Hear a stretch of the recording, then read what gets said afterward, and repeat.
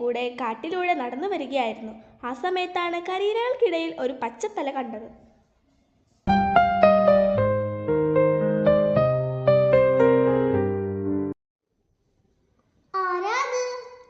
നീ ആരാ? കുഞ്ഞു വിത്ത് 2 ഇലകൾ വിടർത്തി പറഞ്ഞു. ഞാൻ ചെടി. ഞാൻ വളർന്ന് പൂവിടും. ആഹാ, കൊള്ളാമല്ലോ. നിന്റെ ചുറ്റുമുള്ള മണ്ണ് ഞാൻ ഇളക്കി തരാം. അപ്പോൾ നിനക്ക് വേഗം വളരാം. പൂവിടുമ്പോൾ എനിക്കൊരു പൂ തരുമോ? തീർച്ചയായും തരാമല്ലോ തുമ്പി.